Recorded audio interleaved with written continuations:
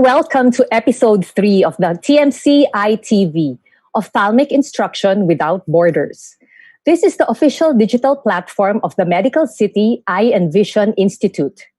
I am your host, Dr. Alnette Tan, and co-hosting with me today is my longtime colleague and friend, Dr. Lisa Yu Mateo. Thank you, Alnette. Good afternoon, everyone. It is truly a great pleasure to host this afternoon's show. We hope that you were able to catch the last 2 episodes. We'd like to thank all of our viewers for your enthusiasm and positive feedback. We have not only reached eye care practitioners from all over the country, but also all over the world. To our industry partners, thank you very much for your overwhelming support. For today's episode, we have partnered with Oculus to design an instructional series on corneal imaging.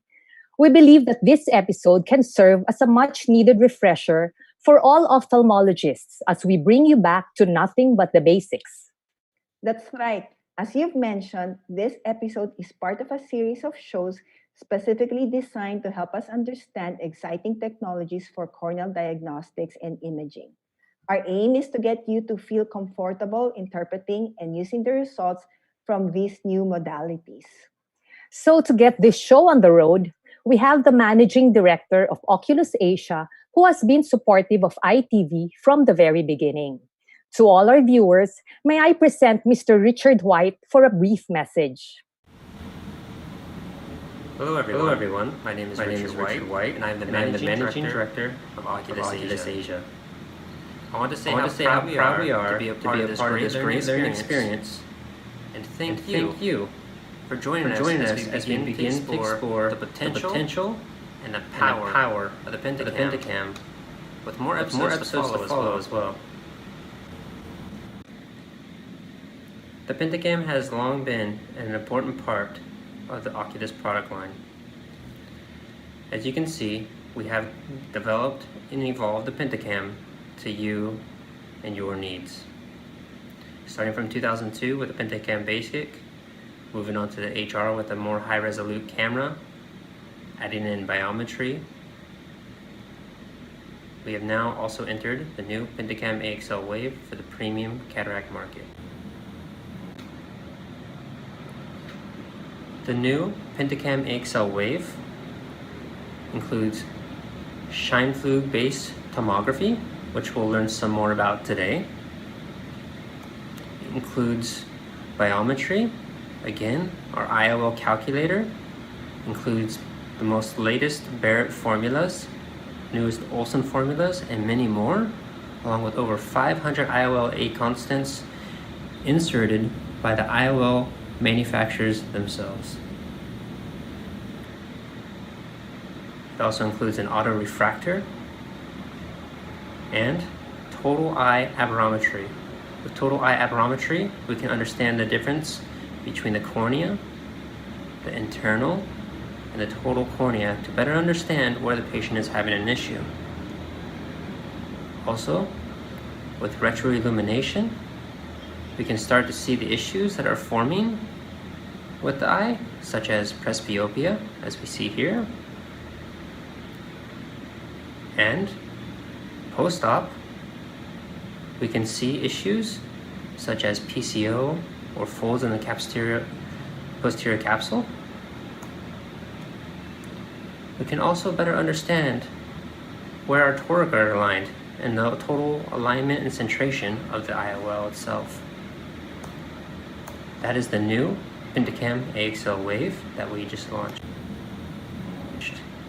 I want to say thank you to all of our presenters today, to EyeTV Productions for putting this on, and our local Philippine partner, HQ Ophthalmics. So everyone, please stay safe, stay healthy, and enjoy the episode, and we have more to come. Thank you. We have prepared 2 exciting segments for you today. We will start off with a series of lectures on topography and tomography basics.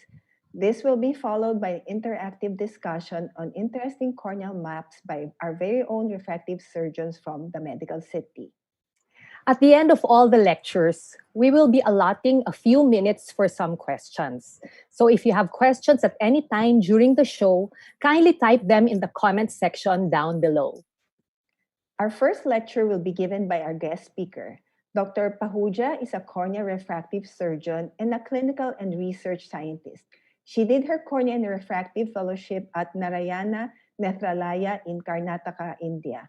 She has a PhD from Maastricht University. Her expertise include refractive surgery, keratoconus, dry eye disease, and advanced corneal imaging. We are pleased to have with us Dr. Natasha Pahuja to give us an introduction to the Pentacam. Thank you. Thank you so much for that kind introduction. And I hope this virtual meet finds everybody in good health and in great spirits. At the outset, I would like to thank Medical City and EyeTV for giving me this opportunity to present some of the absolute basics of Pentacam. I would also like to congratulate Oculus for finishing 125 years successfully. And most importantly, I would like to thank Shri, Denise, Tina, and a special thanks to the host, and a humble thank you to Richard for providing some of the content that is going to be presented here. So my job for the next 15 minutes is just to simplify and discuss the absolute basics of topography. I have no financial interest to disclose. Now, as clinicians, as surgeons, as researchers, we are constantly evolving in the field of medical fraternity. No matter what is the motivation for our evolvement, we want to constantly evolve and do something better. So in the process of evolution, let's just go back a step where we started imaging the cornea with qualitatively with Placido disc, with just seeing the reflection of the cornea, and quantitatively measuring the central 3 mm by the keratometers that were also reflection based. Further, we advanced to today's topographers, which are not only able to measure the central cornea, but also up to 9 mm to the entire cornea, and just not look at the quality measurement, but also the quantitative measurements and so much more in just 1 or 2 seconds. So we have truly evolved. Now, in the process of evolution, let's just look at what our topographers are and what are the basic principles of topographers. Let's just start with what we started with, which was the reflection-based, which is keratoscopy. Then we went to projection-based, then the OB scan, which was said to be one of the advancements, the biggest advancements in ways of corneal imaging. But the topographer which has set the bar has been the Scheimpflug based, which has been the Pentacam Galileo Cirrus, which is Scheimpflug based topographers. Again, making wave is the OCT based topographers. And then there were reflection based topographers and hybrid topographers, which are primarily abrometers but can be used as topographers. But for the subject matter of this presentation, we are going to look at Pentacam, and I'll tell you for the next 7 minutes for all the right reasons. So let's just first understand what is the difference between a topographer and a tomographer. So what is topography? As the definition itself says, that we are measuring the surface. Now imagine the height of Mount Everest is 10,000 feet, but if I have one more mountain which is next to it, probably in reference to that, the height of Mount Everest may not be 10,000 feet. It may be much lesser. So what are we essentially trying to say is that when we are comparing between, it's very relative.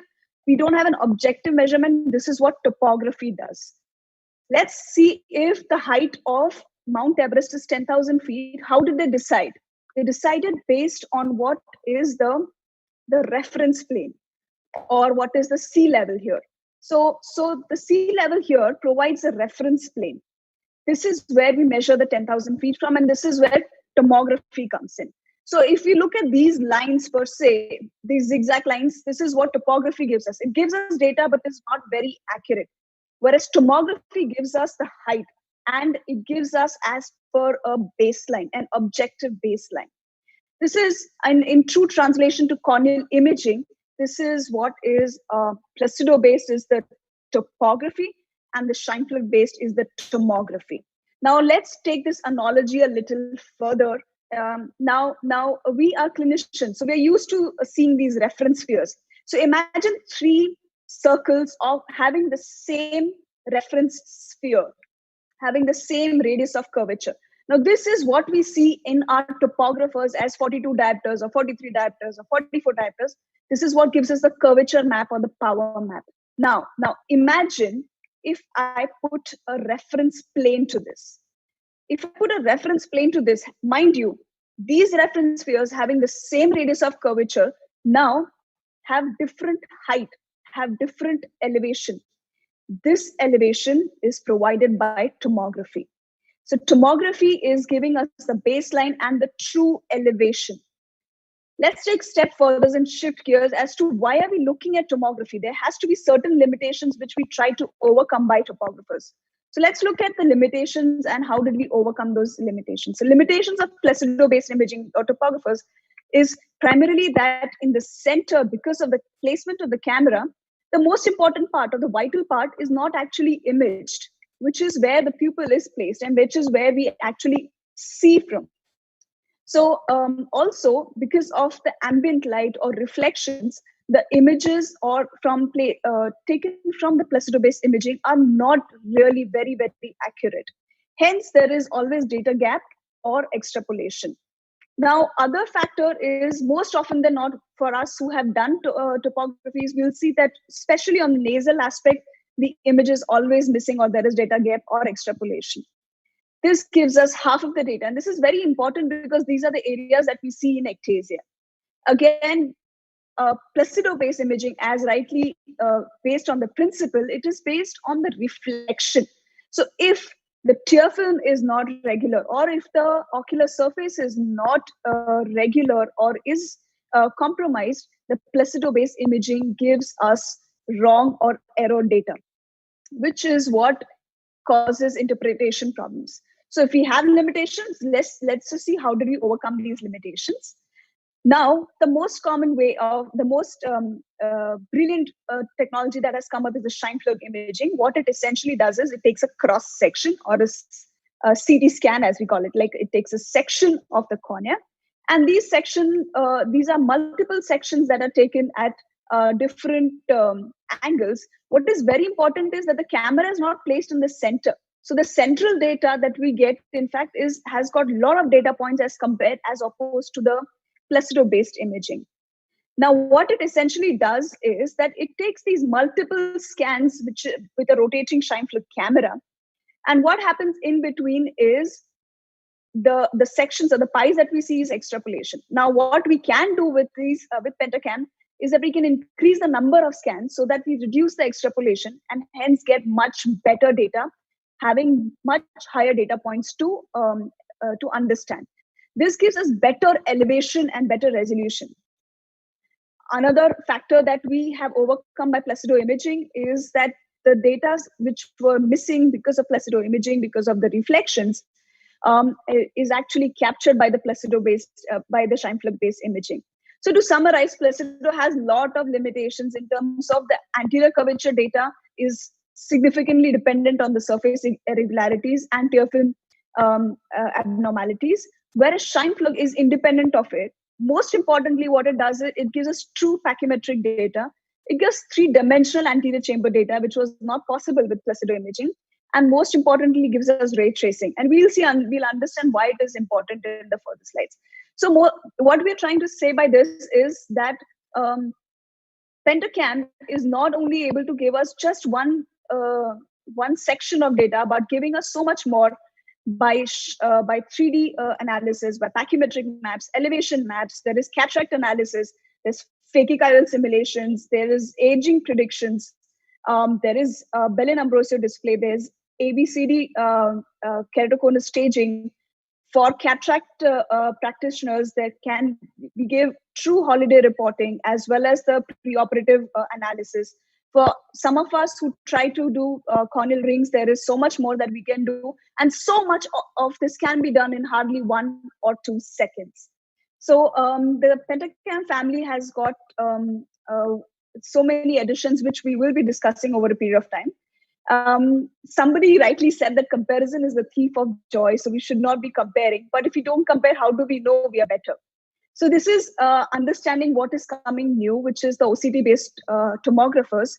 Although they have very high resolution, the limitation is that it cannot image a lot of data points. Also, if you see in the image here, the central data, because of the reflection, OCT is not able to capture again, which is very, very important. And all of this can be done with Scheimpflug imaging. Also, the ray tracing can be done with Scheimpflug imaging. Now, coming to what is clinically important to us as clinicians, this is what we're going to see in our day-to-day practice. So let's just understand colors and scales. It's very intuitive. Anything which is green is 0, is the reference sphere. Anything with warmer colors is steeper, cooler colors are flatter. This is what we need to understand superficially. But let's just understand what happens in the elevation maps. So now we have the blue circle that we see, the blue hemisphere that we see, is basically a reference sphere. Now the yellow is the part of the cornea. Now imagine the central part here. The central part is above the reference sphere. Hence, we see the yellow central ring here in the center. The yellow part in the mid periphery is below the reference sphere, which is why there is an annular blue ring. And the peripheral part, which is the flatter part, is above the reference sphere, which is why, again, it is seen by an annular warmer color ring. This is just understanding the basics. What happens in an astigmatic surface is, imagine this, the blue hemisphere again as the reference sphere. Now, if we have a steeper cornea, obviously the radius of curvature is going to be smaller. That's why it makes it steep. Now, this steeper cornea is actually falling below the reference sphere. Hence, on astigmatic elevation maps, anything which is steep is shown as blue because it is below the reference sphere, and anything which is flat, because it is having larger radius of curvature, that is why it falls above the reference sphere. As you can see here with the blue line, that is why in elevation maps, the colors are reversed as opposed to the curvature maps. Now, this is an absolute basic that we need to understand, and we don't have to take everything which is warmer has to be steep, everything which is cooler has to be flat. That is not true in all cases. So having understood the basics, let's just put this test to use. Now understanding these colors, which do you think should need cross-linking? Which patient do you think would need cross-linking in this case? So intuitively, by looking at the colors, you would feel that the right bottom topography needs cross-linking. But if you see the absolute values that are mentioned on these in these topographies, they're all the same. So what I've essentially done in this is that I have changed the color scale, and I have changed the number of colors that are being used. So what I'm essentially trying to say by this is, just because we have colors, that does not mean that we don't look at the absolute values that are mentioned on the topography. So understanding colors is important, but just taking them intuitively is not something that we should be doing. There is a simple way how we look at this. You just have to go in Pentacam, double click or right click on the color scale, get a drop down box and change the color scale to the universal standard color scale, especially if you're planning on publishing a lot of data. Also because it is comparable between different countries, different states, and so on and so forth. So there is a common language that can be spoken by maintaining the color scales. So shifting gears now from the colors and scales, having understood that, let's just understand what are the basics that we should understand as a clinician.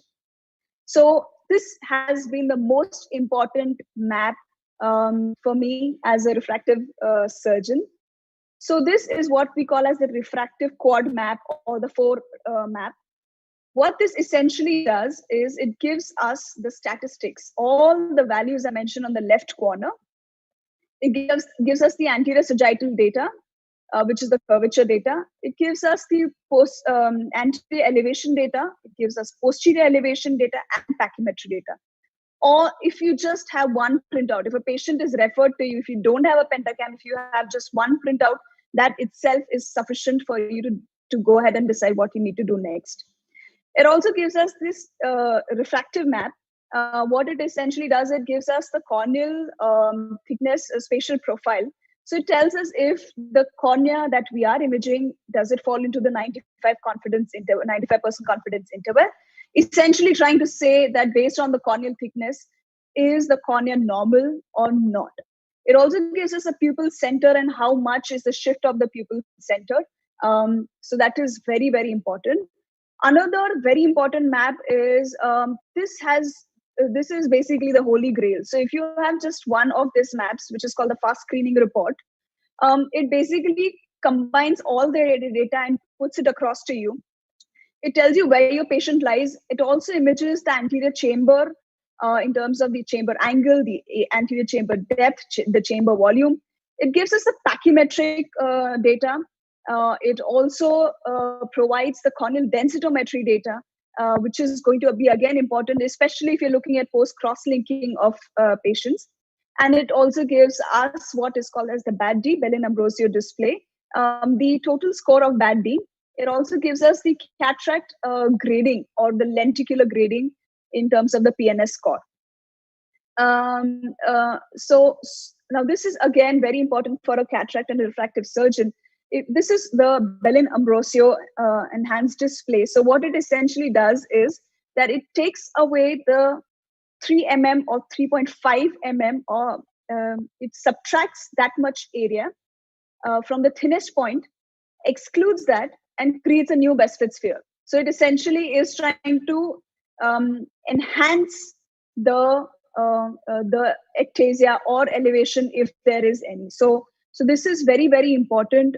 It helps us decide if there is true elevation or true ectasia, especially in early cases of keratoconus. It's a very good screening tool.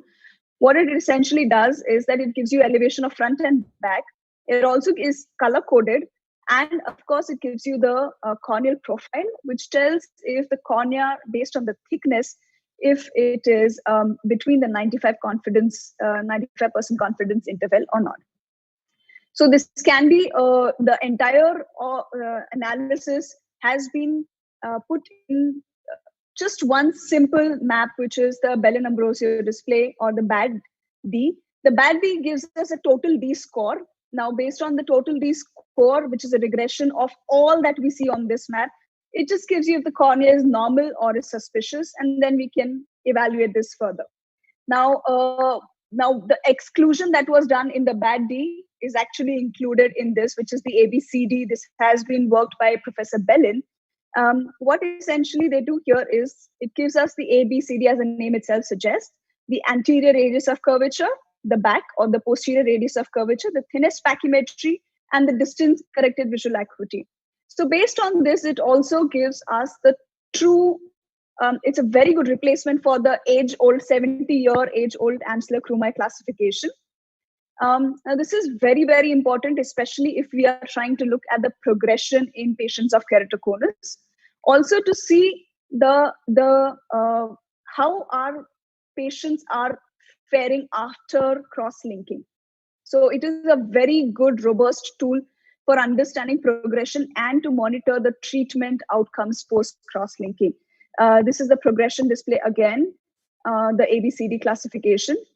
What the Pentacam also gives is a wavefront, the Zernike. It can be given in terms of pyramid, or you can also get a normalized value.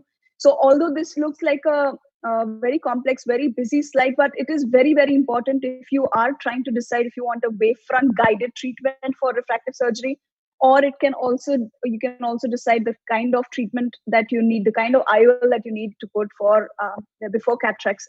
Deciding for cataract surgery. So it also gives us the normalized values, and it tells you exactly where your patient lies and which aberrations are normal and which are not. What the Pentacam also does, this is my favorite use of Pentacam. I use the corneal densitometry a lot. So in terms of whenever there is scarring, this helps us decide which area is scarred, and if the flattening is because of the scarring, or there is true elevation or true change on the topography. What is even more important is that it helps us follow up our patients of cross-linking. So it tells how much the haze is reducing post cross-linking. It also gives us the refractive maps in these. It helps us predominantly in cataract evaluation as well, preoperative cataract evaluation. So it gives us the total corneal power and the sagittal map power. It gives us a spherical aberration, which helps us decide what IOL we have to choose. It also gives us a total corneal astigmatism, so it helps us decide if a toric is needed or not. All of this is given in one map. Most importantly, as Richard earlier mentioned, that the advancements with the biometer of Pentacam has been tremendous, and the number of possibilities and the number of IOLs that can be, the formulae that can be used with the Pentacam, I think it's a game changer.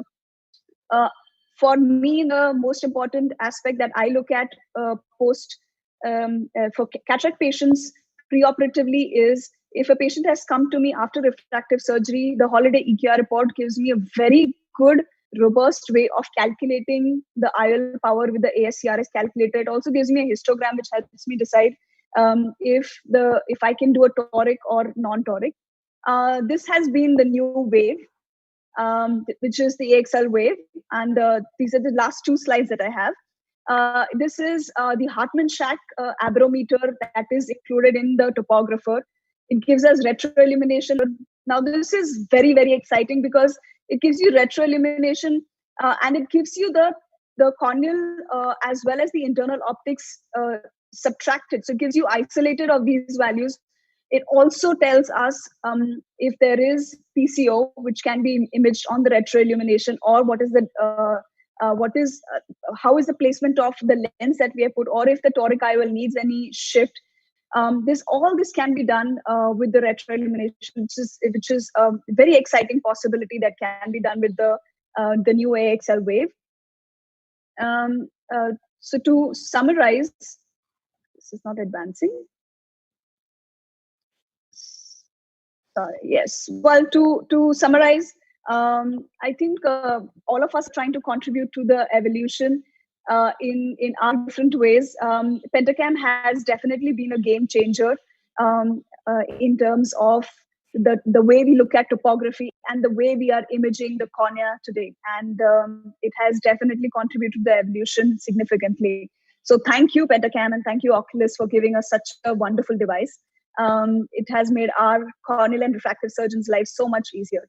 Thank you so much.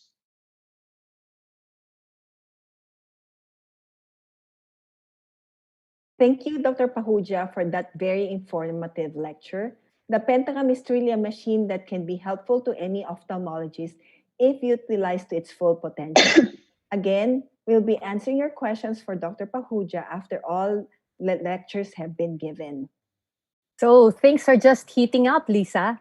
To learn more about the Pentacam and corneal imaging, we invited two of our graduates from the Medical City Eye and Vision Institute.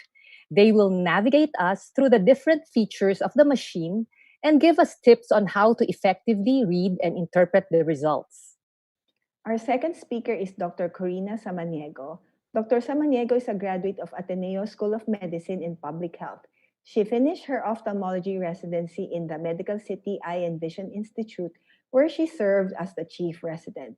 She is also the first clinical consultant of the Young Ophthalmologist program of Oculus Asia. Let us now focus our attention on Corina's lecture on the factors affecting corneal measurement. So, good afternoon, everyone. Thank you for joining us for this third episode of EyeTV. And today, I'll be briefly discussing the factors that affect corneal topography measurements. So, why should we care about these factors? There are many patient-related and machine-related conditions that can affect the results of our corneal topography. And if we fail to take these into consideration during our refractive surgery planning, this can result in an over or an undercorrection of your patient's refractive error. All in all, this will result in a very unhappy patient. So it's important to keep these factors in mind so that we can get the best possible results for our patients. The first factor that I'll go over today is contact lenses. So contact lens wear, especially if long-term or prolonged, can alter corneal physiology and corneal topography and can cause transient but substantial refractive error changes in the form of your corneal warpage. It's important to recognize these changes and to institute your corneal rehabilitation before you proceed with your refractive surgery. The picture on the right illustrates an example of corneal warpage. So on first glance, the map on the left looks like it has irregular astigmatism with a suspicious inferior and paracentral steepening. If we took this at face value, we could easily mistake this for some form of ectasia, for example. However, after 1 week of corneal rehabilitation, we see on the right that the corneal surface has normalized and that the irregularities seen on the first measurement have since disappeared. Literature usually recommends a contact lens holiday of about 7 days for soft contact wearers and 2 to 3 weeks for those wearing rigid contact lenses. Some ophthalmologists subscribe to the dictum of 1 week of every contact lens holiday for every decade of RGP lens wear. This period can be extended for patients who are using toric contact lenses.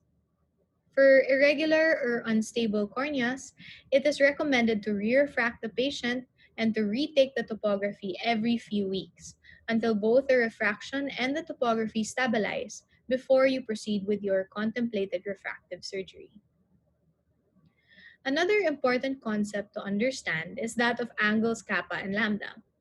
By definition, angle kappa refers to the angle formed by the pupillary axis and the visual axis, which is a line drawn from the point of fixation to the fovea, as can be seen by the dotted green line in this diagram. Angle lambda is technically defined as the angle formed between the pupillary axis and the line of sight, as shown by the blue solid line. But in reality, this is practically identical to the angle kappa, especially if the fixation point is assumed to be far away. So why is this important?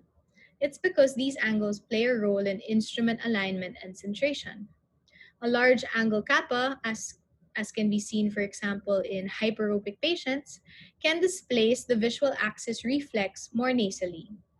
This could result in errors in calculation of your corneal aberrations, or if you allow it to persist all the way to the operating room, it can cause refractive problems such as undercorrection or irregular astigmatism.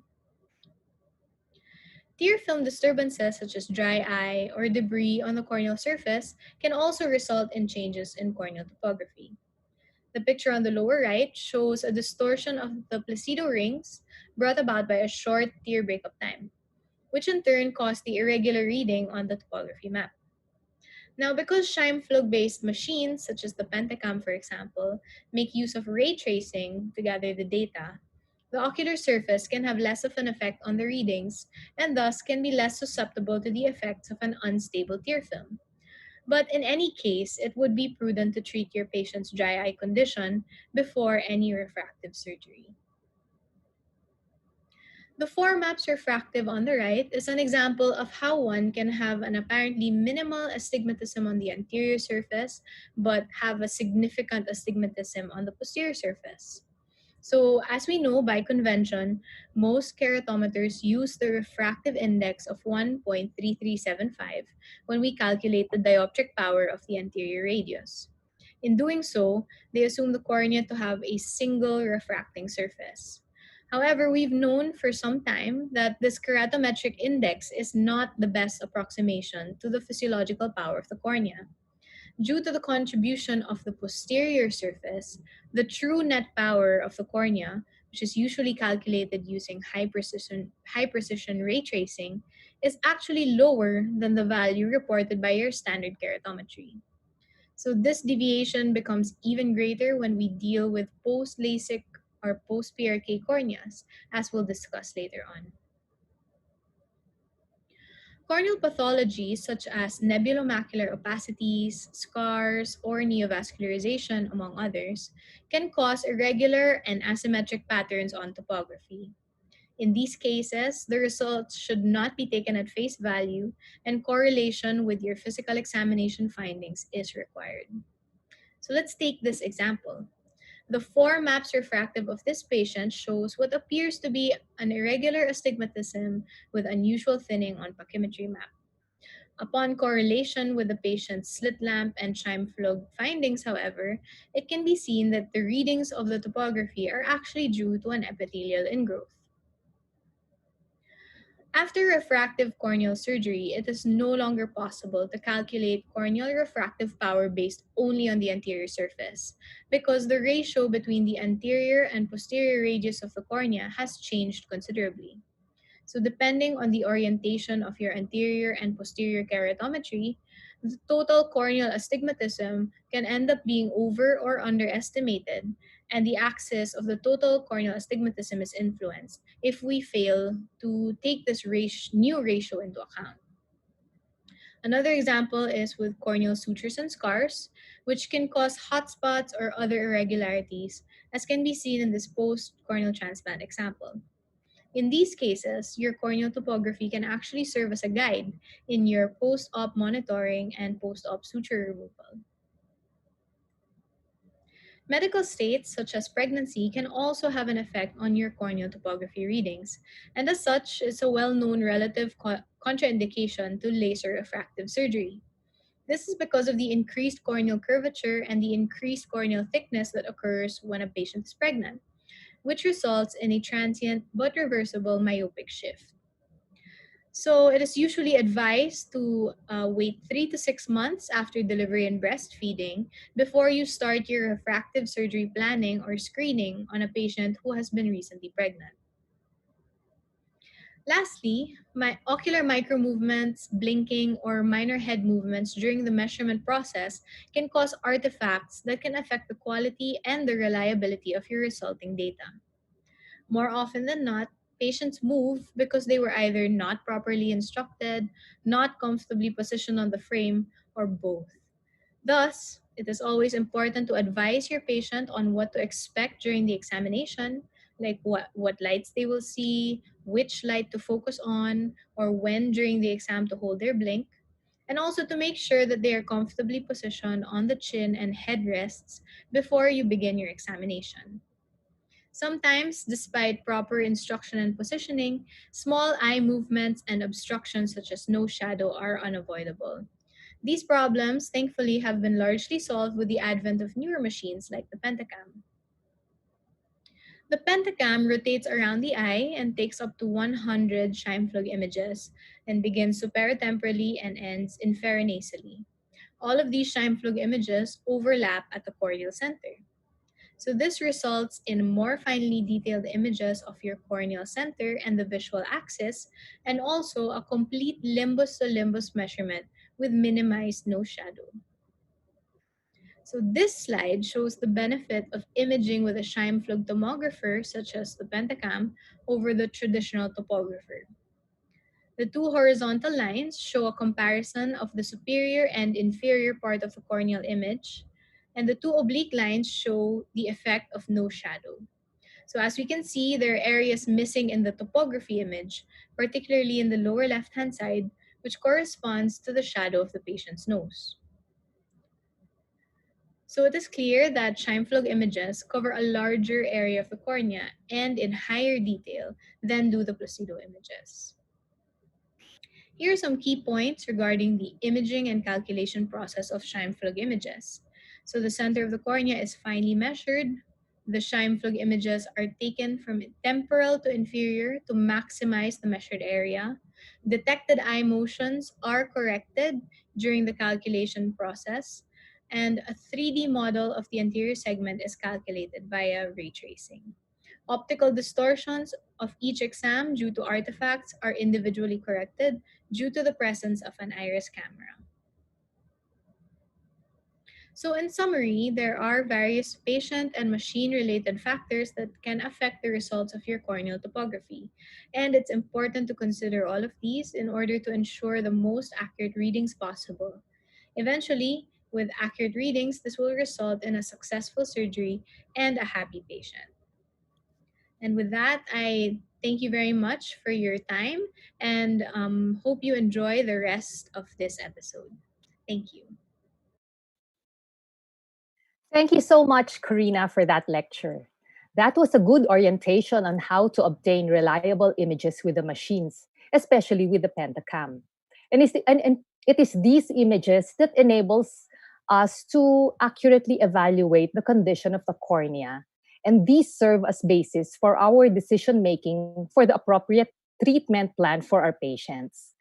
Again, if there are any questions for our last two speakers, kindly type them in the comment section and we will address them later in the Q&A portion. Let us now move on to the third lecture to be given by Dr. Christina Tan. Dr. Christina Tan is a graduate of Ateneo School of Medicine and Public Health. She also finished her residency at the Medical City Eye and Vision Institute, where she is currently doing her fellowship in cornea, external disease, and refractive surgery. She is also a clinical consultant for the Young Ophthalmologist program of Oculus Asia. So to fully grasp this afternoon's topic, let's wrap up this segment with Dr. Tan's lecture on the basics of corneal tomography, Deciphering the Pentacam. Good evening, everyone. I will be presenting part 2 of the basics of corneal tomography. We will be deciphering the Pentacam, and we will be focusing on the 4 maps display. So here is the 4 maps refractive display on the Pentacam. This is the standard map that we use in clinical practice. You get a detailed analysis of the corneal surface, both anteriorly and posteriorly, and also of the anterior segment. We will be discussing the 4 maps in detail, including the sagittal map, the elevation maps, and the corneal thickness map. We'll also evaluate abnormal findings in these maps. So at the end of the lecture, we want you to be able to identify the corneal parameters, to identify abnormal or high-risk findings like keratoconus, and to read and interpret the 4 maps with ease. So since we're limited with time, we'll be going through the parts very quickly. If you have any questions or points that you'd like to clarify, please join our Viber group posted on the screen, and we will entertain any questions that you will have. Before reading each map, remember that you need to read both the values and the shape of the map. They should be studied together for you to interpret the data correctly. The 4 maps refractive has 3 parts. So first, you have the patient identifiers, including patient data, laterality, and exam date that are seen in the green box. So this is the first thing in the map that you should check. You should confirm the patient's name, the date of birth, and you should check the laterality. So age is also very important to check, for example, when screening for keratoconus. So younger patients tend to have more risk for progression in keratoconus, while older patients are less likely to progress because of corneal stiffening. So it's also useful for screening in refractive surgery. So those patients approaching 40 may be candidates for monovision already. So you also have to check the exam dates. So this is useful during follow-ups, especially when you're monitoring for progression in keratoconus. So the corneal parameters are in the red box. It has 4 parts. So you have data from the anterior cornea and the posterior cornea.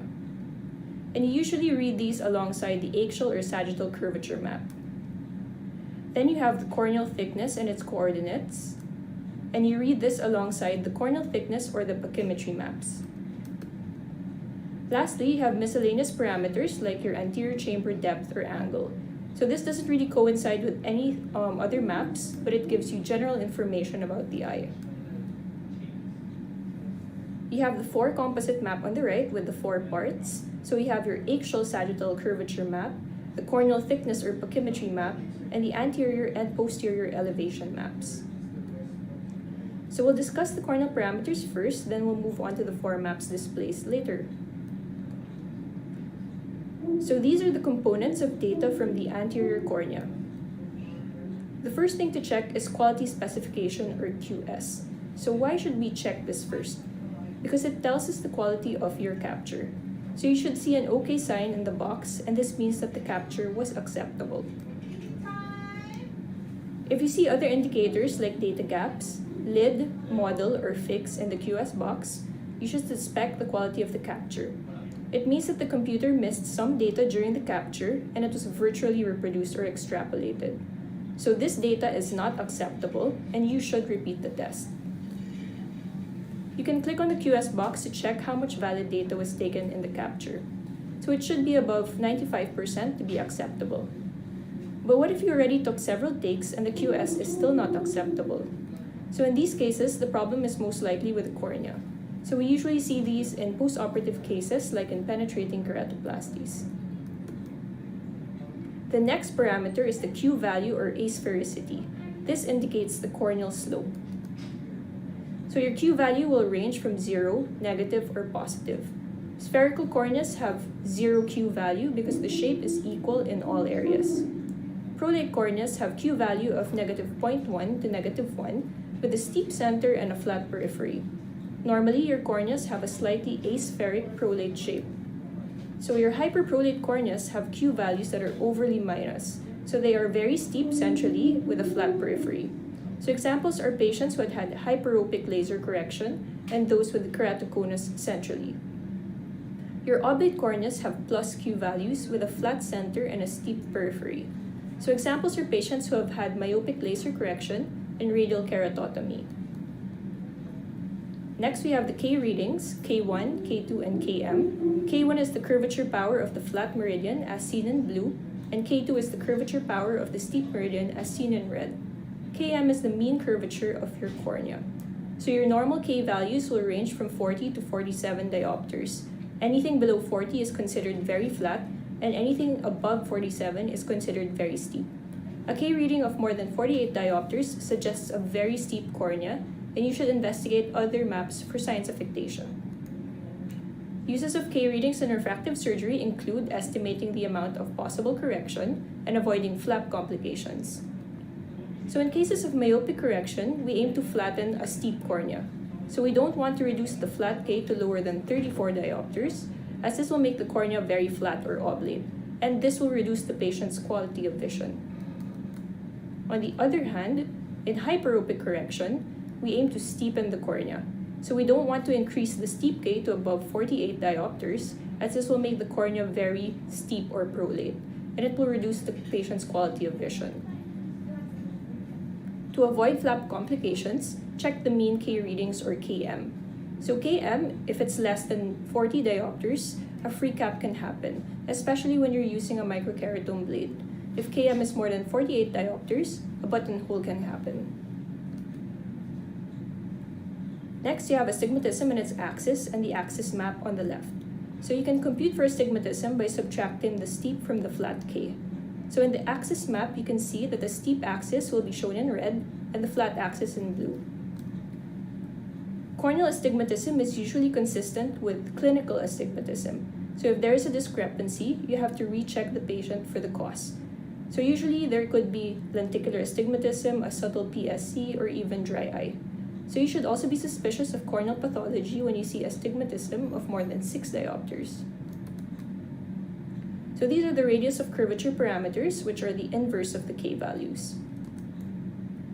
Next, in the posterior corneal surface, the parameters are generally the same as the anterior, but the K values are negative. So negative values because the posterior cornea serves as a concave lens.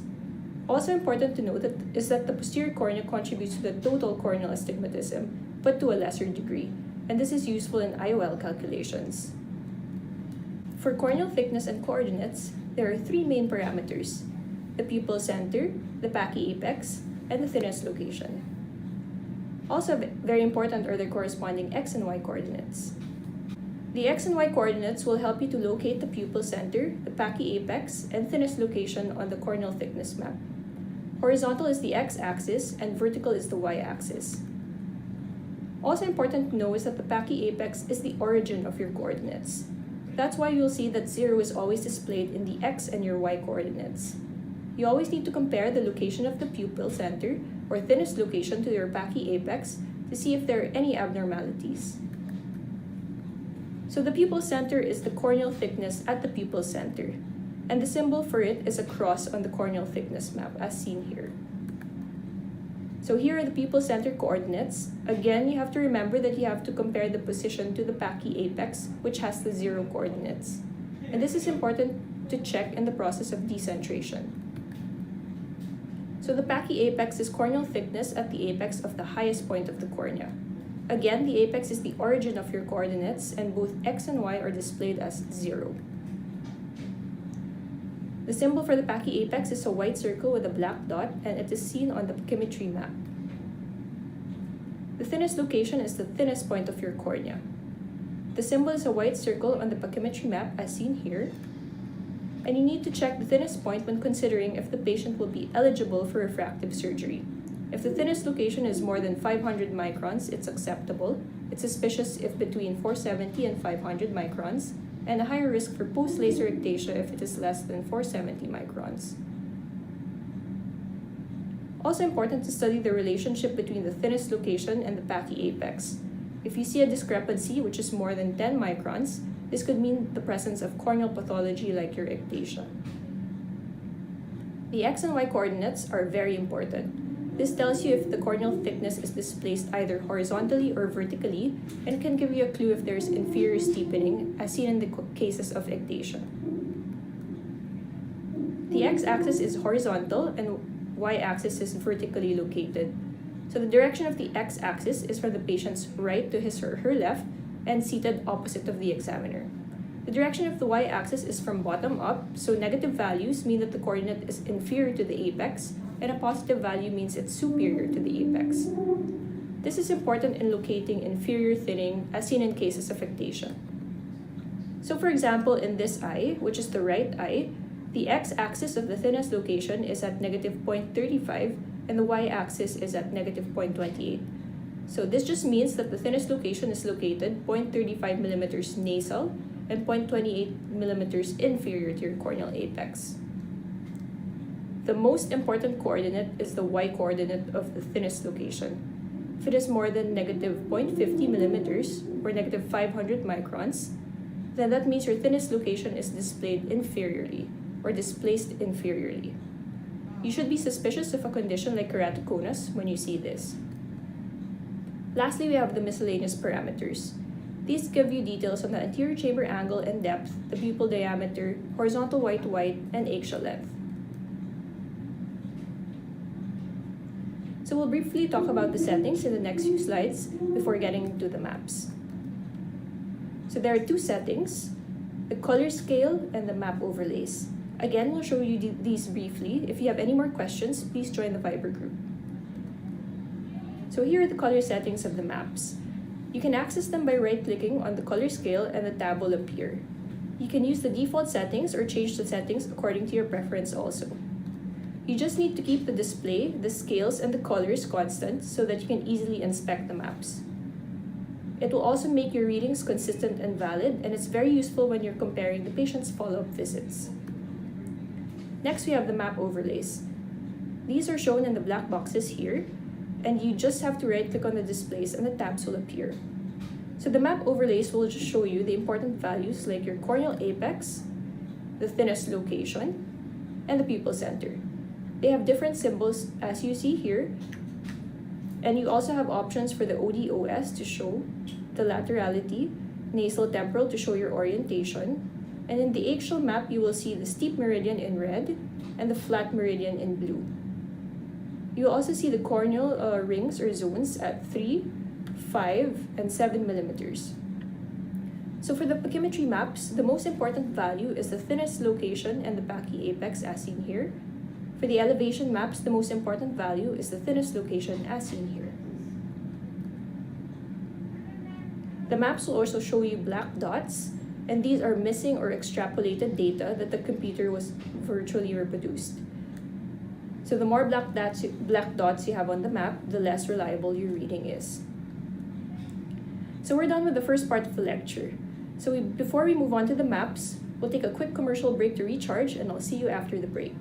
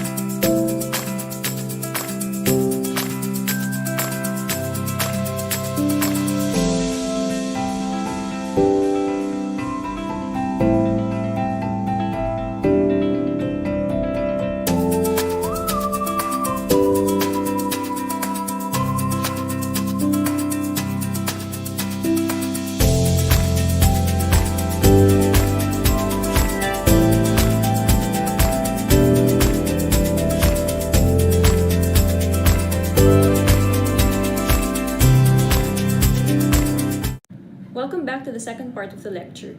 We will now be discussing the map patterns in detail. So what is the sequence that we follow when reading the maps? When reading the 4 maps, it's recommended to start with the anterior and the posterior elevation maps, then move on to the pachymetry map, and the last map to read is the axial or sagittal curvature map.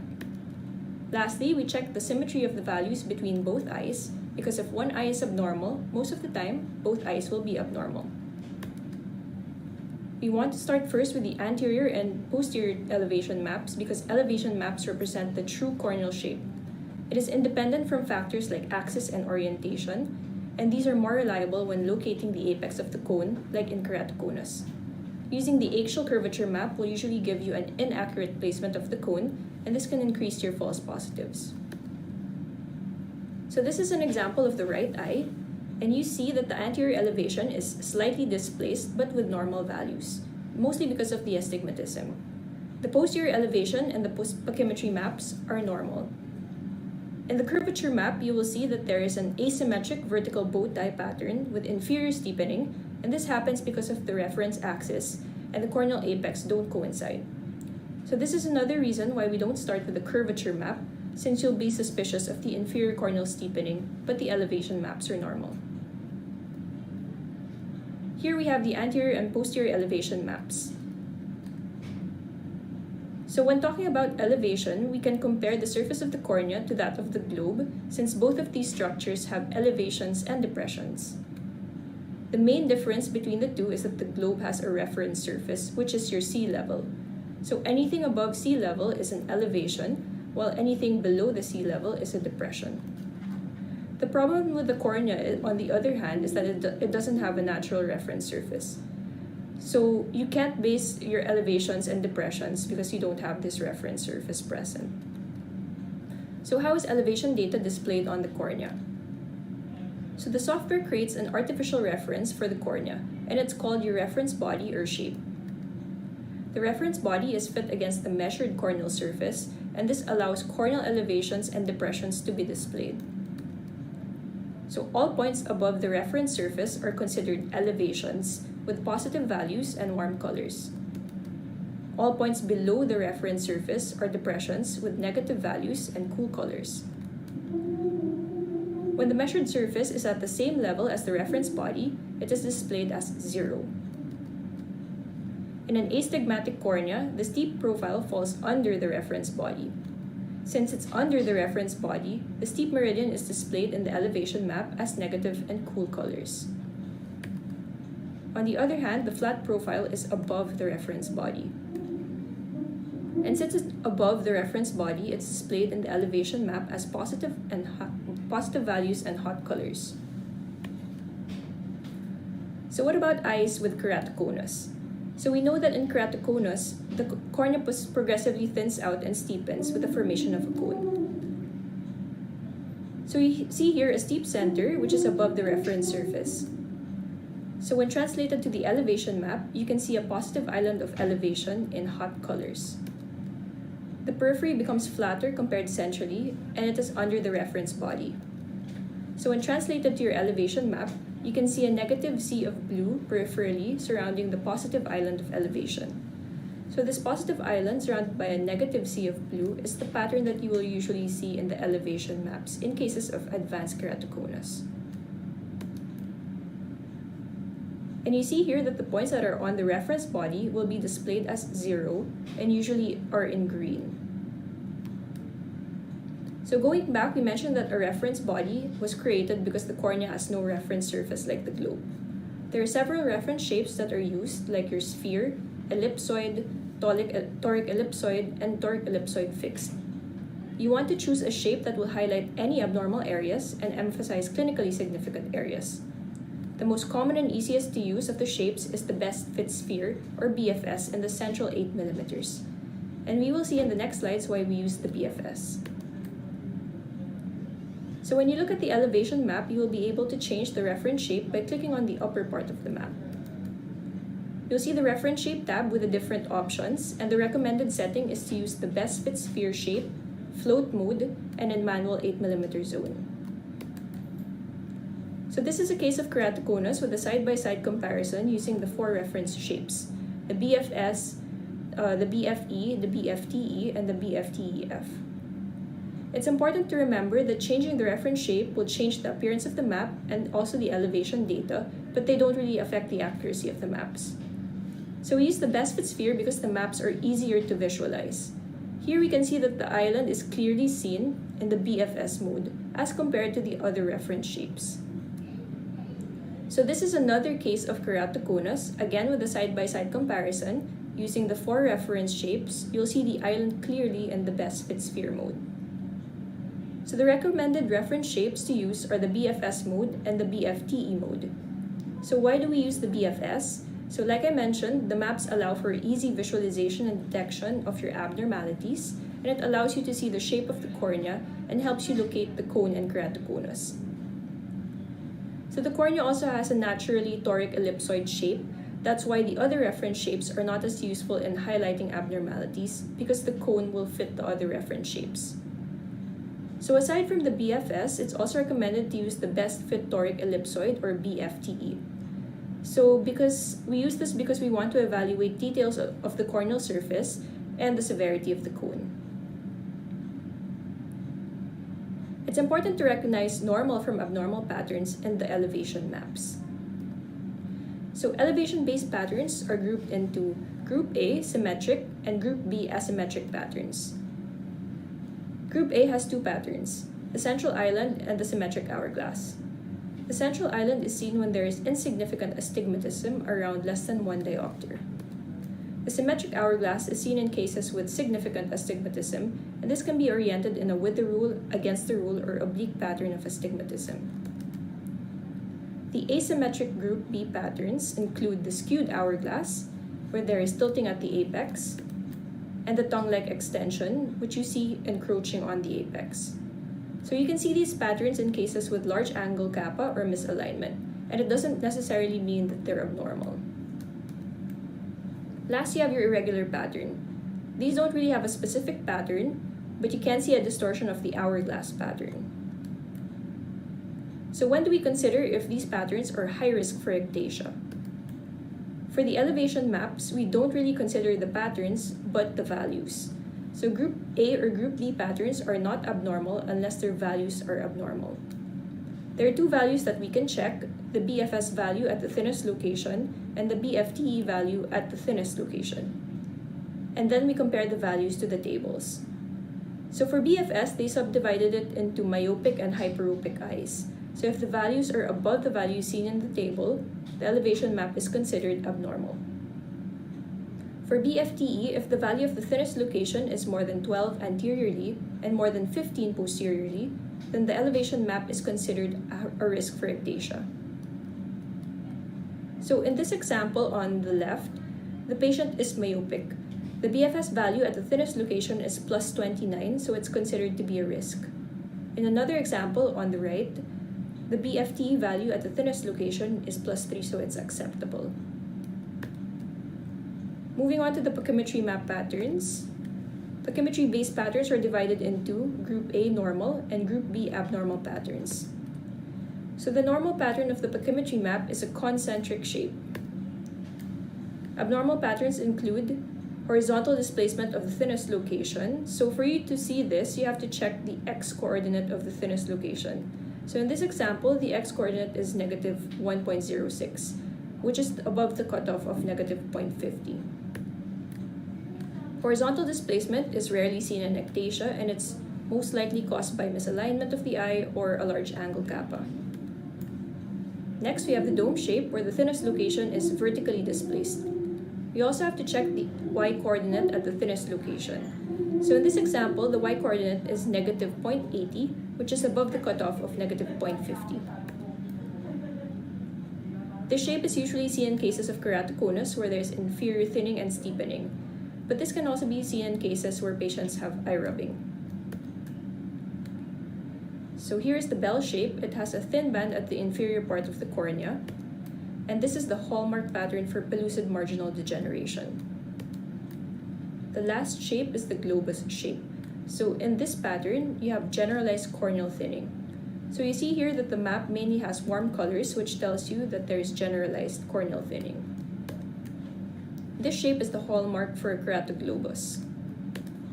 So what patterns are abnormal in the pachymetric map? So in evaluating the pachymetric map, you have to look again at both the value and the shape. For the value, we have to compare the superior and inferior values at the 5 mm zone. If the superior and inferior difference is more than 30 microns, it's abnormal. This coincides with cases of ectasia, where you will usually see thinning inferiorly. So in this example, the superior-inferior difference is 24 microns, which is acceptable. Abnormal pachymetric shapes are the dome shape, which is seen in ectasia, the bell shape seen in pellucid marginal degeneration, and the globus shape seen in keratoglobus. So moving on to axial map patterns. Curvature-based patterns are divided into 4 groups: Group A for symmetric patterns, Group B for asymmetric patterns, Group C for skewed patterns, and Group D for special patterns. Group A includes symmetric patterns which are proportional in shape. So under Group A, you have the round pattern, where the steepest part of the cornea forms a round hotspot. In the oval pattern, the steepest part of the cornea forms an oval hotspot. So these two patterns are seen in the corneas with insignificant astigmatism of less than 1 diopter. So next is the symmetric bow tie pattern, where the lobes of the bow tie are equal in size and have the same axis. The symmetric bow tie pattern represents regular astigmatism, and you have 3 patterns, with the rule where the steep axis is at 90, against the rule where the steep axis is at 180, and if the bow tie is diagonal, then the cornea has an oblique astigmatism. So when are eyes in this group considered abnormal? Group A is considered as normal if Kmax is less than 47.2 diopters, moderate risk if between 47.2 and 50 diopters, and high risk if greater than 50 diopters. To know if the pattern on the curvature map is symmetric or asymmetric, you have to look at the values on the steep axis at the 5 mm corneal zone. So the superior and inferior segments, or segments A and B, should be equal in size and their axes are aligned. Normally, the inferior point has a higher value than the superior point, and the difference should be less than 1.5 diopters.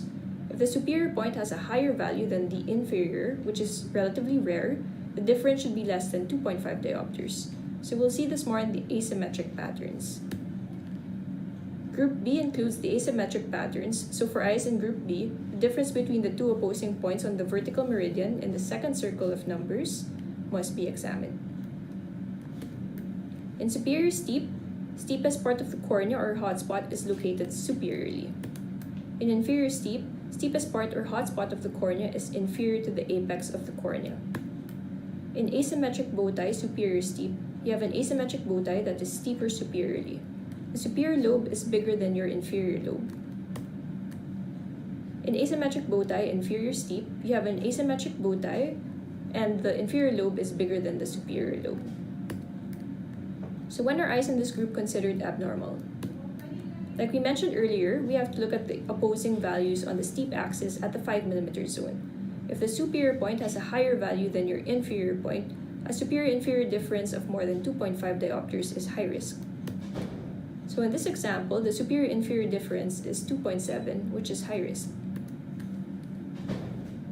In another example, the superior-inferior difference is 1.3, and this is within normal limits. For inferior steepening and asymmetric bow tie with inferior steepening patterns, an inferior-superior difference of more than 1.5 diopters is considered abnormal.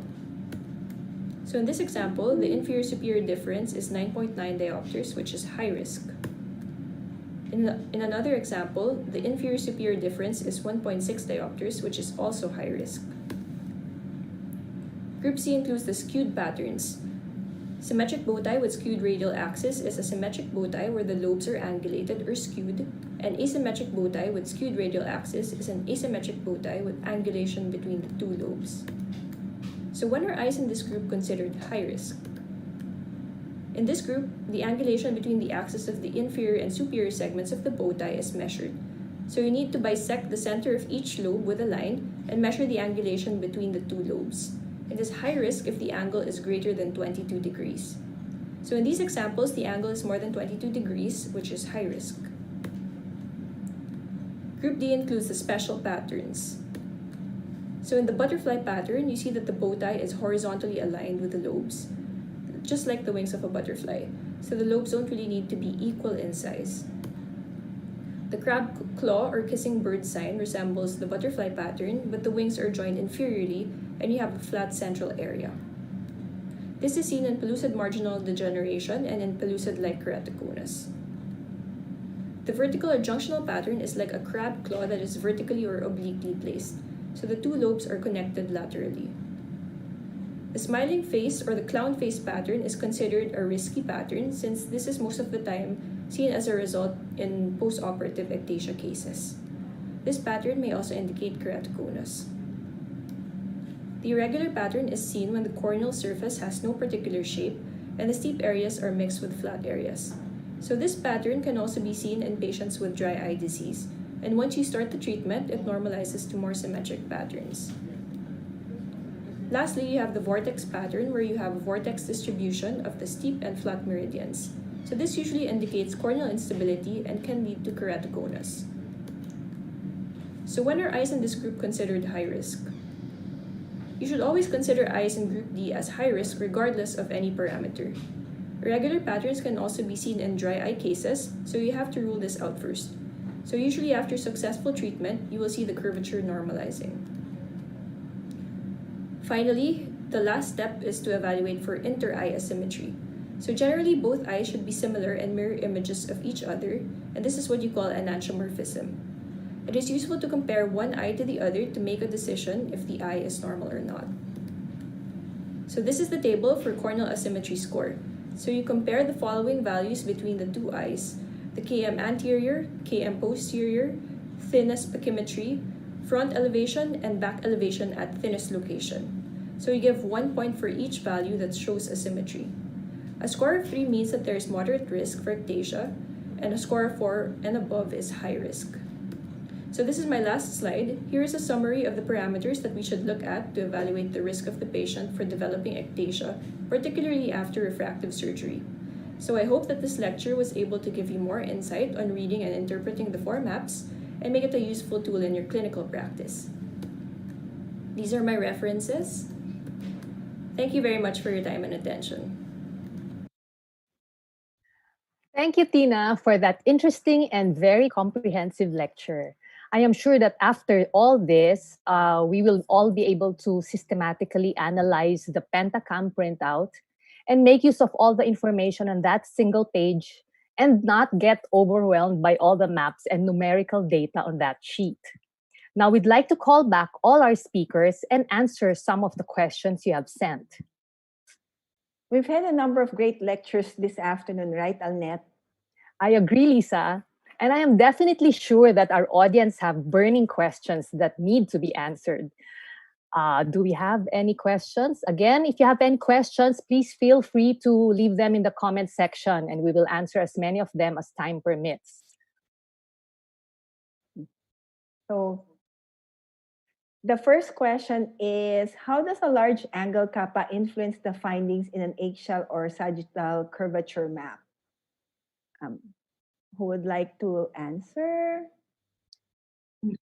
Can I take that one? Yes, surely, Dr. Pahuja. Wonderful. So that's a very relevant question. Now, having high angle kappa is most commonly seen in myopes, which are also our candidates for refractive surgery.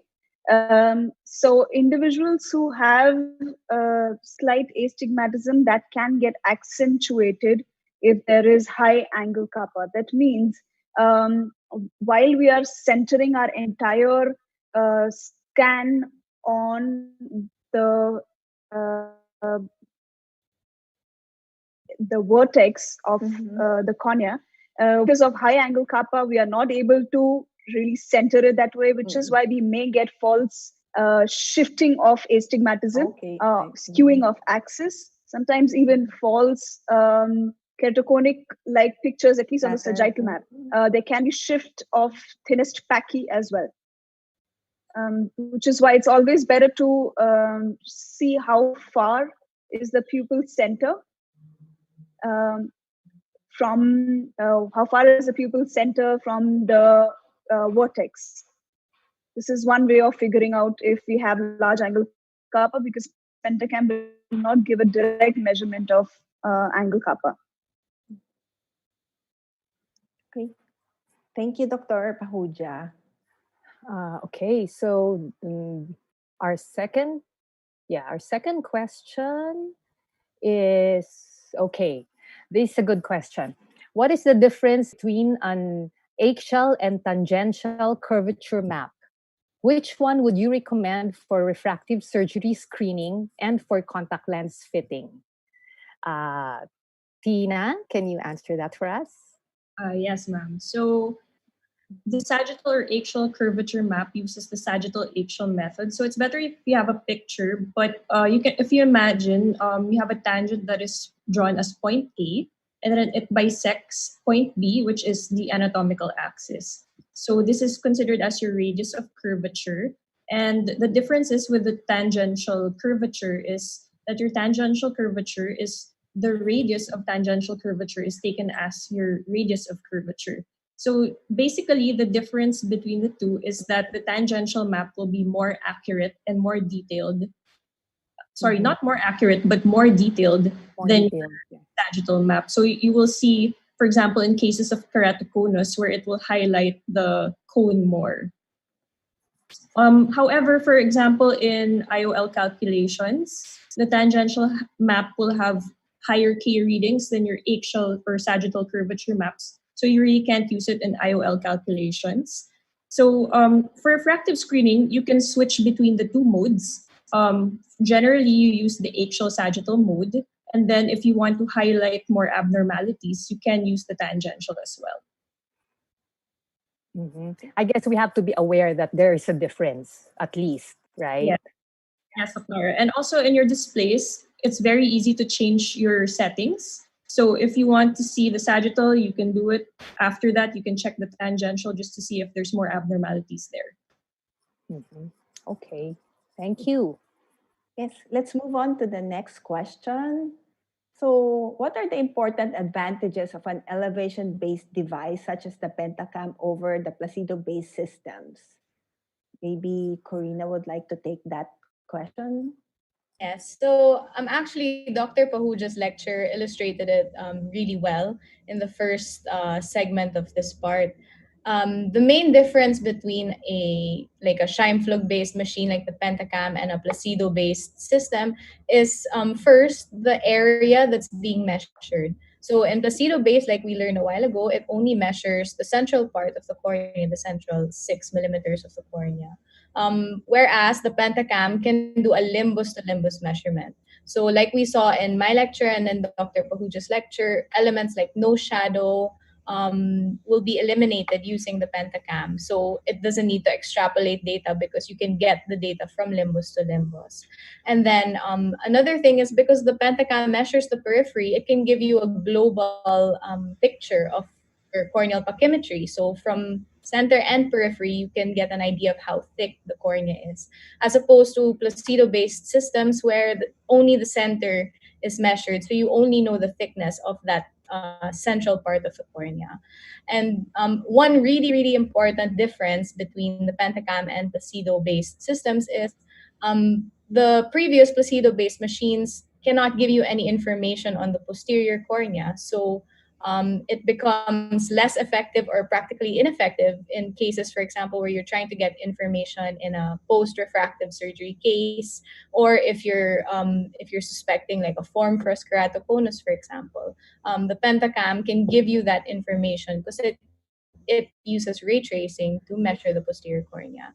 And finally, another thing is in Placido-based systems, the apex, the corneal apex, and the line of sight might not match up or measure up, which will cause problems eventually when you're going to do refractive surgery, because as we know, these parameters are important for centration and will affect your ablation during your surgery. So those are some of the very important differences between a Scheimpflug based machine like the Pentacam and the previous placebo based machines.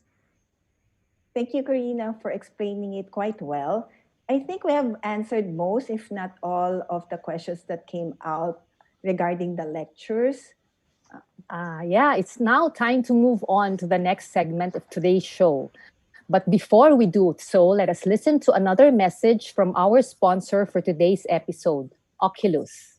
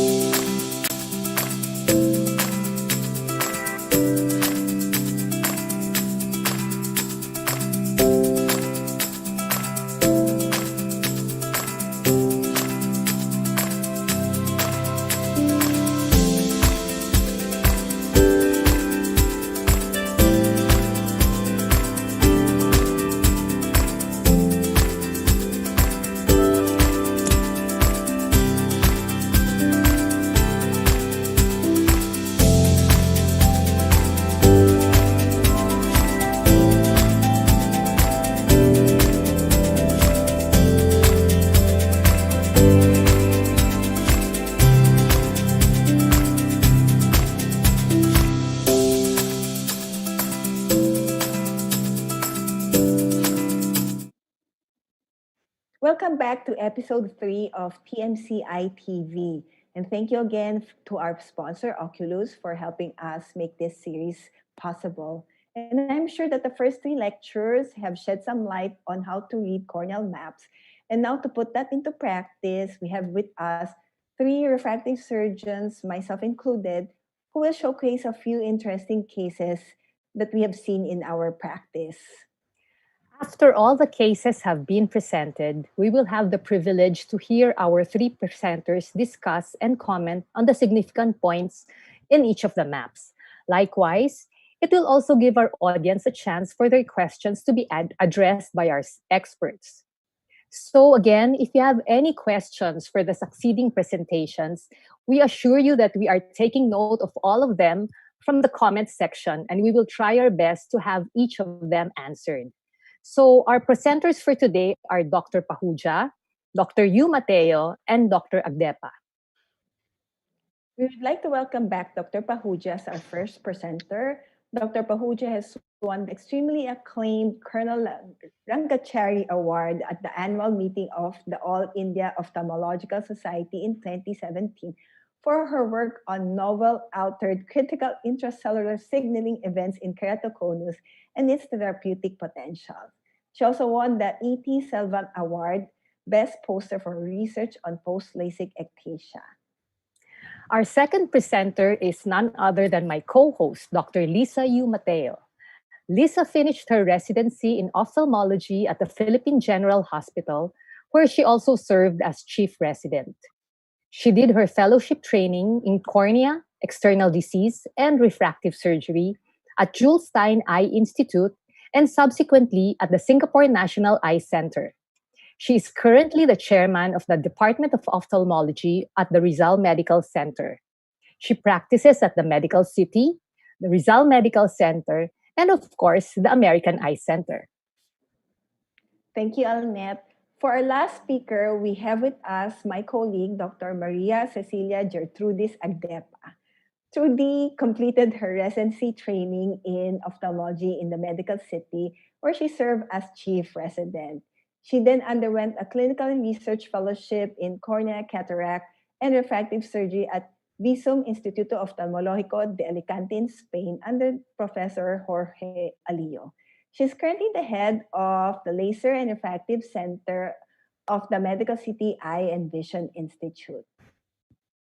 Okay, so at this point, we now give the floor to our first presenter, Dr. Natasha Pahuja. Thank you once again. Um, so the intention of this presentation for the next 5 minutes is basically what I have been facing in the clinic myself. There are patients who come back to me with different topography maps done from different places. So the intention of this presentation is just to see how do we document progression. So clinically, if Pentacam is very robust in giving us these comparative maps. They can be you can compare 2 maps or 4 maps, and essentially, what do we see to go ahead to the next? First and the most important aspect is that we look at the pupil center, and we have to see that it is the pupil center has not significantly shifted. Basically, trying to say that the map is centered at the same place as where it was centered before. Most importantly, after that is we look at the keratometric readings and the thinnest value, the thinnest pachymetric value. Now, in this case, as we can clearly see,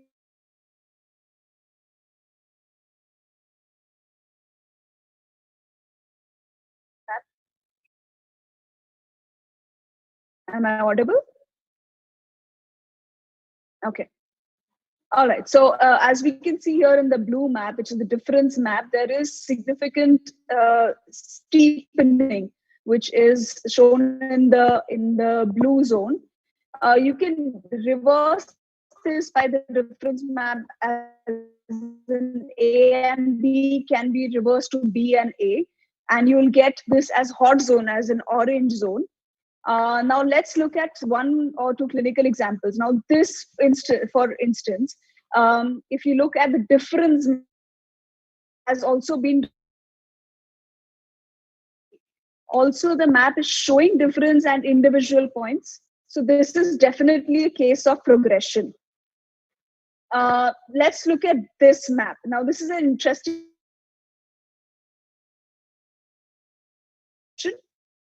Now, if you look at the difference on these maps, the sagittal maps, there is no change in the keratometric readings. Now, this is only on the sagittal map. Since there is no difference, that means this is not a case of progression. Now, let's look at this case. Now, we see a cluster of 3 points, which is showing a difference of 1.5 diopter, as seen as the blue zone in the difference map here. So does that mean this is progression? This is not actually progression. Why?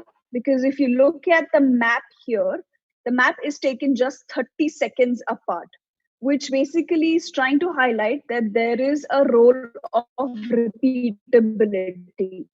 So what I mean to say by this is that whenever you image maps, especially if you image keratoconic, make sure that it is centered at the right axis. Now, the difference has been documented already. This is another case that I would like to discuss in comparing the difference maps. Now, we looked at the anterior sagittal curvature map.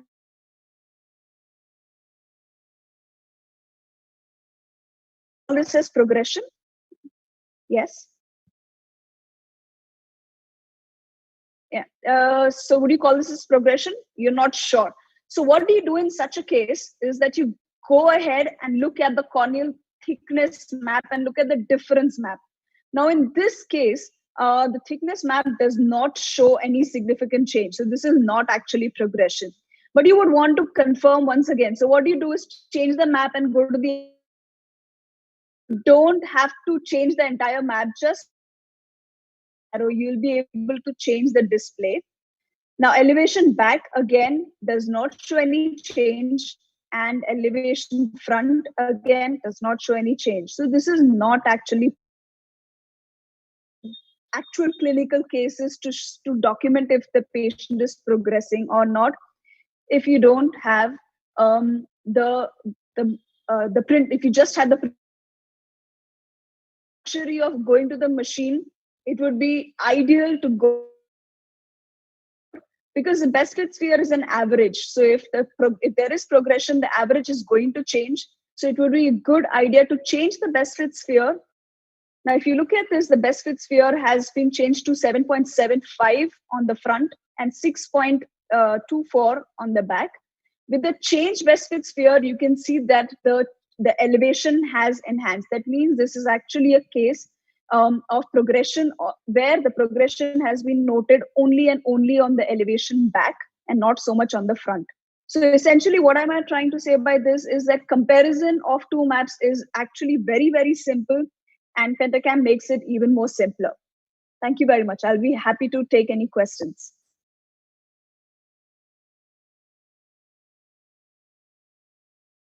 Okay, thank you very much, Natasha.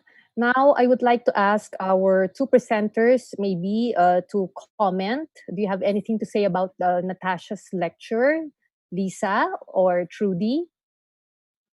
I have a question for Natasha. Yes, please. How many months after the first examination do you check the patient for progression? Because some researchers would say after a month or after 3 months or after 6 months is the best time to check for progression. How long will you wait for that?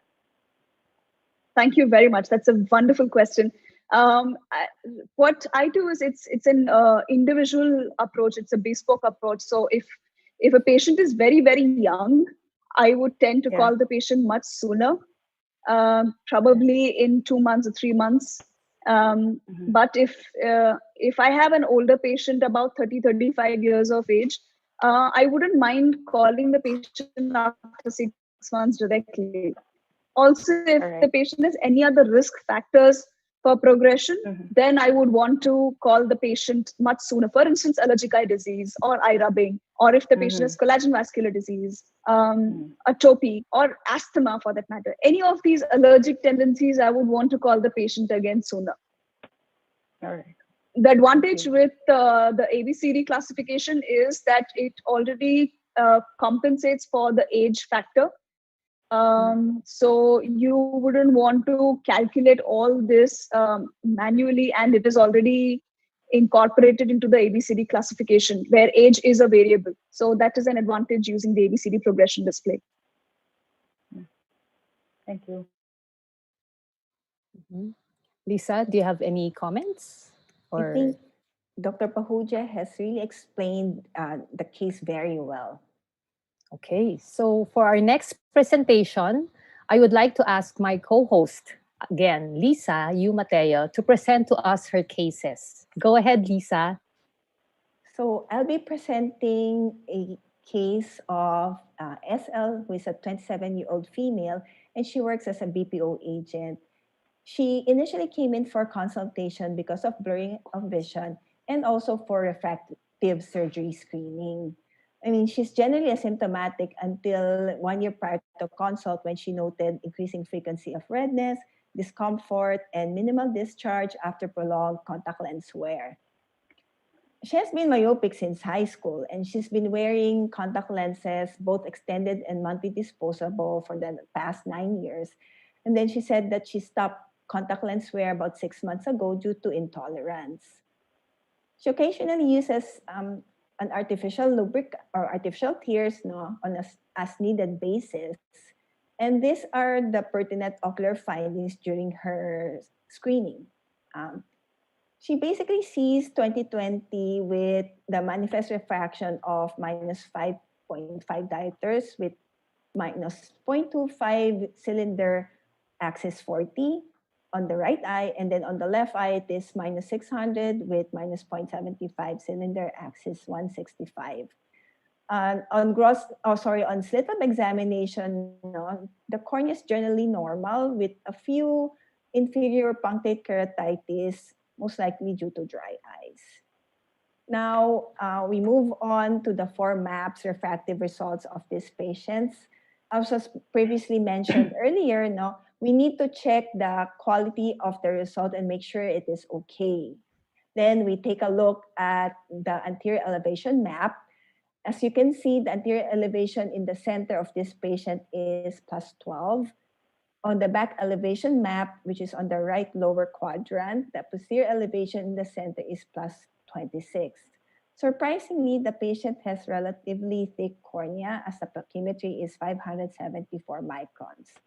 On the sagittal curvature map of the anterior cornea, you can see a symmetric bow tie with the rule astigmatism. KY is 45 diopters, K2 is 46.8 diopters. These K values are not really exceedingly steep.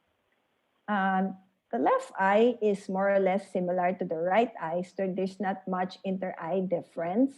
The anterior elevation of this eye is plus 11, while the posterior elevation is plus 25. Again, the central corneal thickness is 566 microns. Then there is also another similar symmetric bow tie with the rule astigmatism seen on the sagittal curvature with K readings of 45.1 and 46.6 diopters. So my primary impression is error of refraction, but then I also have to consider whether this patient is a keratoconus suspect or not. The dilemma really is whether this patient is going to be eligible for corneal refractive surgery, since that is what her goal is. And if yes, what type of refractive surgery will be most appropriate? Is it going to be LASIK or PRK?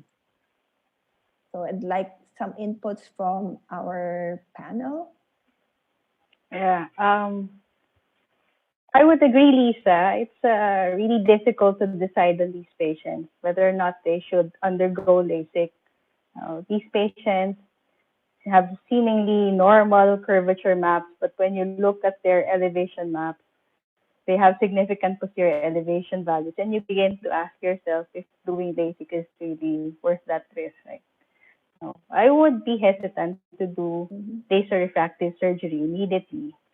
Maybe I'd wait a couple of months before, just to monitor her progression.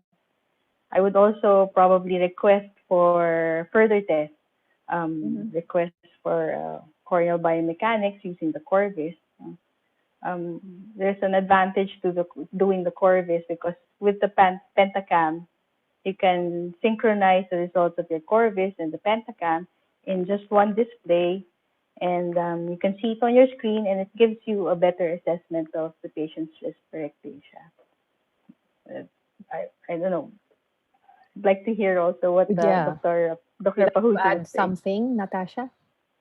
Yes. Do you have the data on the specular of this patient?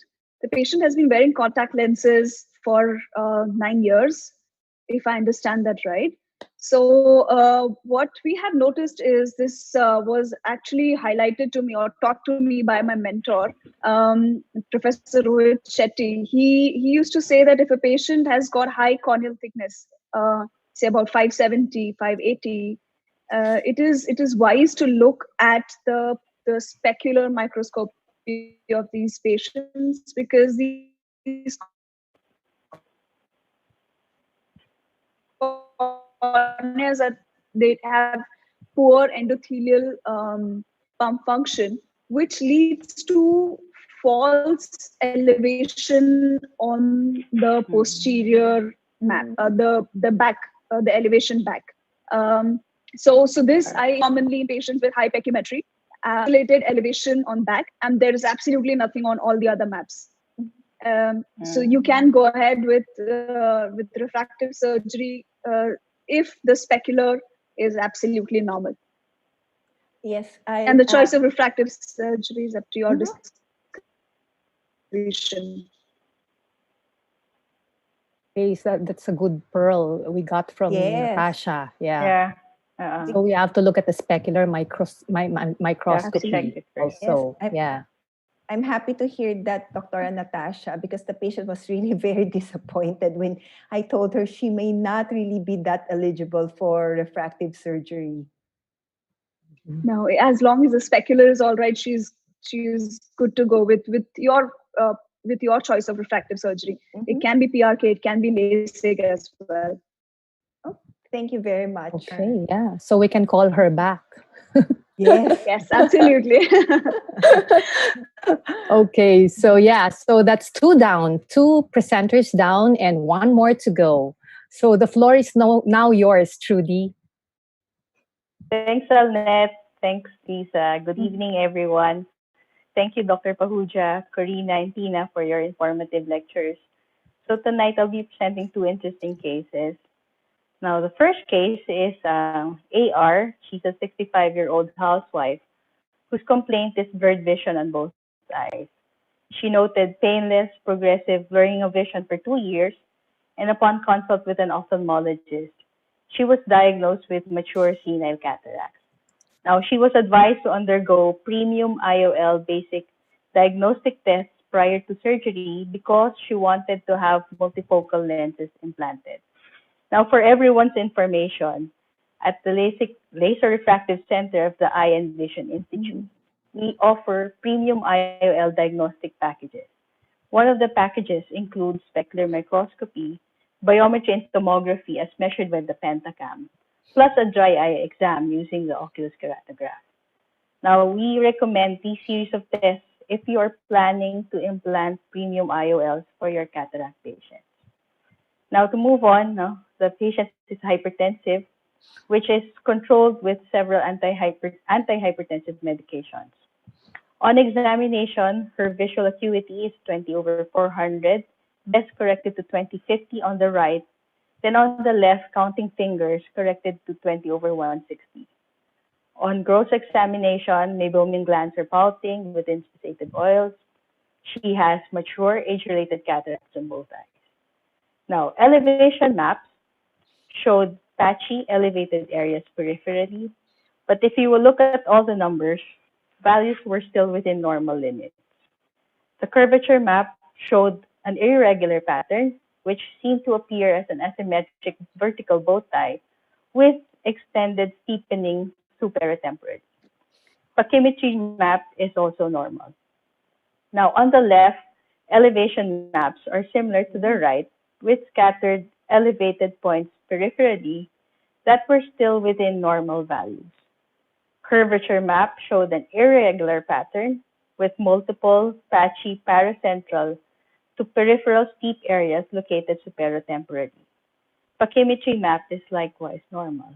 Now, worth noting that on keratograph, patient also had moderate dry eye with significant meibomian gland dropout. Now, our impression is that the patient had corneal warpage secondary to dry eye disease and meibomian gland dysfunction. Now, although irregularities on the ocular surface hardly affect the Scheimpflug image, patient was advised to defer the surgery until dry eye is treated and to repeat the Pentacam after dry eye symptoms improve. So that's the first case. Now I go on to the second case. Second case is AS. He's a 44-year-old male employee with the chief complaint of blurred vision on both eyes. He noted gradual painless blurring of vision for more than 10 years with occasional tearing and photophobia. Over the past years, as his vision worsened, he went to several optometrists due to frequent changes in spectacle prescription. His medical as well as his ocular history were unremarkable. Visual acuity was counting fingers on the right and 2200 on the left. Both can be improved to 20 over 60 with spectacles. He had high compound myopic astigmatism on both eyes. Slit lamp findings appear normal except for that faint haze centrally on the right, which appears to be a scar from a previous eye drops. Now let's look at each of the maps. Elevation maps are normal without frank elevation points. Your curvature map has that asymmetric pattern, but this could still pass off as a vertical bow tie, especially if you just focus on the central 6 millimeter zone. However, what's striking about this curvature map is that the maximum K reading reaches up to 53.3 diopters. Then you have this. Everything in red, everything hot. So generalized thinning on your pachymetry, limbus to limbus, 360 degrees. Now with all four maps combined, we now get a clear picture of what this is. If it was just a plain Placido disc topographer that measured only curvature on a small area, we would have missed the diagnosis. But this is what's great about the Pentacam. You have a wider view of the patient's tomography. And in one quad refractive map, you have curvature, elevation, and thickness, which makes your refractive assessment easier. So the left eye showed the same picture. So obviously, the diagnosis for our patient is keratoglobus. You have protrusion anteriorly with generalized thinning. Now, these we rarely see this in practice, but it's one of those maps that when you see it once, you'll never forget it. Since the Pentacam also uses a Scheinflug technology, we were also able to retrieve this three-dimensional image of the patient's cornea, which has this classic protrusion anteriorly with limbus to limbus uniform thinning. So we managed the case conservatively. We gave him protective eyewear and prescription glasses.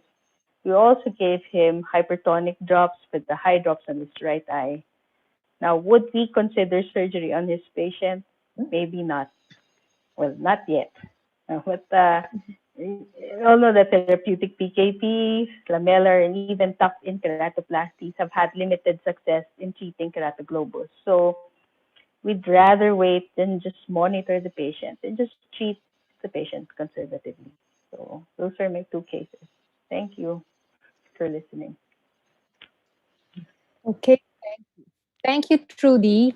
You're right. Once you've seen a Pentacam picture of a keratoglobus patient or a keratoglobus cornea, one look and you'll know it already.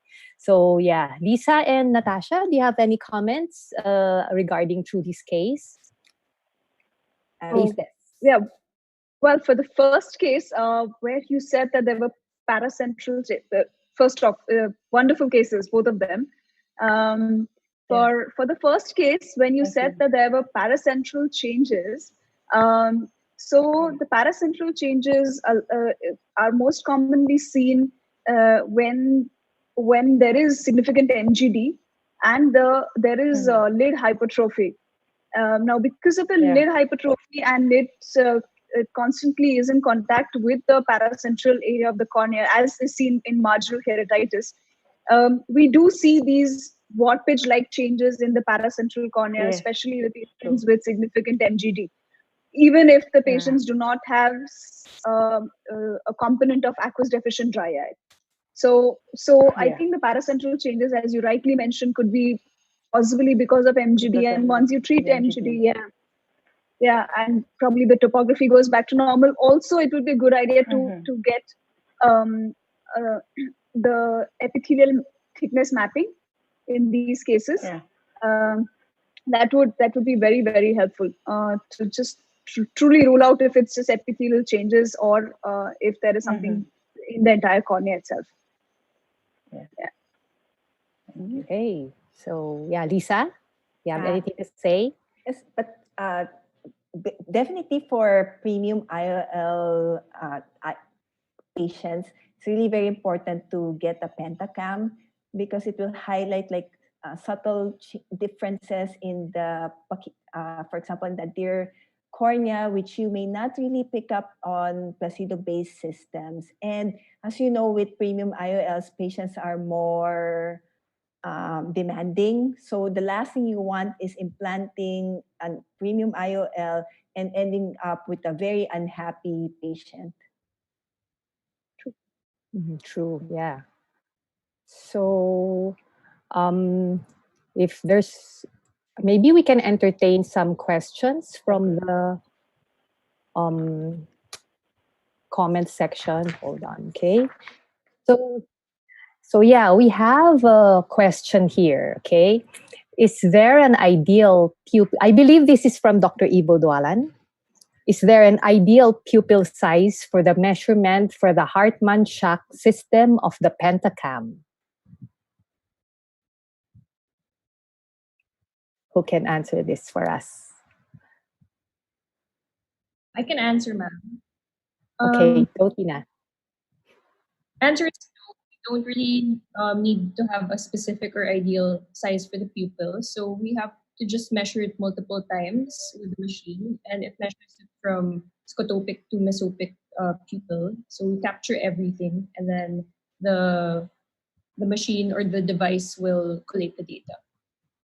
Yes. So that's what's wonderful about the Pentacam. So, Just sorry, can I add to that, please? Go ahead. The brilliant aspect about Hartmann-Shack is that it is one of the best, principally, it is one of the best methods to measure aberrometry.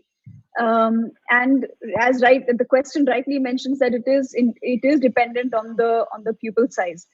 But the aspect of you really cannot get the ideal pupil size because it's physiological, and you would want to measure Hartmann simply because you're probably planning a treatment. For instance, I would want to do aberrometry if I'm trying to decide if I need a wavefront guided or a wavefront optimized treatment. In such a case, I would want the physiological pupil size. And there are ways that you can actually change the pupil size in the machine itself, and it will give you the aberrations based on the pupil size. So it would be best to measure the pupil physiologically as well as scotopic and photopic, but to do the planning in the physiological or the ambient light. So pupil size is different for different populations, and we cannot really get the ideal pupil size. Yeah. So, but you can definitely tweak around that in the machine. So it comes for the rescue. Okay. So thank you for that. So our second question is, what is the effect of significant posterior corneal elevation on a patient's vision? And can a patient with this finding be asymptomatic? Dr. Pahuja? Yeah, I would gladly take this one. This is again a brilliant question. Patients do have corneal elevation, the posterior corneal elevation, as long as it is not manifesting on the anterior surface. And especially if the elevation is right on in the center and it is not bisecting the pupil, unlikely it will cause any visual symptoms. But if as is seen in the inferotemporal cases of keratoconus, where the elevation is inferotemporally, isolated elevation is there on inferotemporal region, and it is bisecting the pupil or the central 3mm zone, then the patients may experience some amount of coma, which may or may not be manifested as astigmatism at an oblique axis. But yeah, they can be asymptomatic for quite some time. Okay, we have another question over here. In your experience, what is your recommended minimum duration of dry eye treatment before repeating corneal topography or tomography measurements? Trudy, want to answer that? Yeah, I'd repeat tomography after around a month. 1 month. So you would treat for 1 month. Treat first for 1 month first. 1 to 2 months is okay, but you have to monitor constantly the patient's dry eye. Okay, and then Dr. Pahuja, do you have anything to add? Yeah, quite honestly, I wouldn't. I need to know what kind of dry eye it is. If it is, and also how chronic the dry eye is. If the patient has dry eye for excessively long time or is a contact lens wearer, the treatment will go on for a month or maybe 2 months, and it is just not the artificial tears. I would also see if there is surface inflammation, then the patient needs to be put on cyclosporin or just a short bolus of soft surface steroids to treat the dry eye. Because it is just not the preoperative measurement that is important. This patient, if is planning for any surgery, we have to tackle it postoperatively as well. I would want to, in fact, do repeated measurements and assess clinically as well, just not in on topography, but the best way is because Scheimpflug will not be. The advantage of Scheimpflug is that it disregards the tear film absolutely, which is why it's so robust in measuring corneal topography. But I would want to see the tear film breakup time on these patients, and if the tear film is normal, I wouldn't mind repeating topography after a week also. So a week, yeah. So how about you, Lisa? Depends. 1 month or? I think for me, especially if, for example, somebody practices in the province where it's a bit harder to send the patients back and forth for topography or tomography, I think that the clinician could actually observe first clinically, like how is the TBAT improving, is the punctate keratitis improving, and trying to maximize all those before sending the patient down to another center for the test. We see that a lot, especially for public hospitals, wherein access to such machines is a bit more difficult, maybe cost issues or the transportation issues. So maybe just go first for clinical assessment. Yeah. Okay, so Lisa, would you care to ask the next question? Next question. Would you recommend corneal tomography as a baseline test for children with high astigmatism? And what amount and type of astigmatism would warrant further investigation? We do receive a lot of referrals for corneal tomography from pediatric ophthalmologists, just to check patients or check children with high astigmatism. It would be best for them to send their patients just to see, because we sometimes catch very young patients with beginning signs of Keratoconus. ectasia. So there. I agree. If the patient, for peace of mind also of the parents, I do suggest that they have one as a baseline and then just repeat it as needed depending on refraction, results and assessment.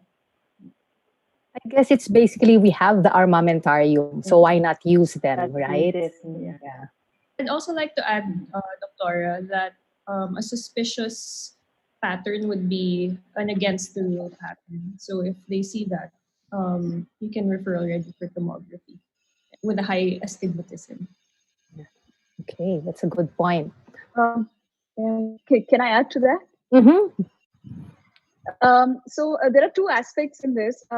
When we say high astigmatism, it depends on what is the age of the child. If the child is less than 10 years, I don't do the tomography at all. I ask the patient, especially after the age of 8-10 years, I ask them to come for tomography. Also, it depends on what the axis is of the cylinder. If the axis of the cylinder is with the rule, is at say 0-180, I would still want to wait and then advise for a tomography. Also, most often than not, I do an autorefractometer for these patients. So the autoref also has a placido imaging that is there on the side. So if that gets, if you can see an abnormal topography, I would image it even if the cylindrical axis is with the rule and is quite symmetrical in both the eyes. I would still go ahead and do the tomography in that case. Okay, thank you. So I think, we have, before we go, we have a last question. What changes can you expect in the corneal topography or tomography parameters after dry eye treatment? I guess, you'll have to say first what are the parameters or whatever.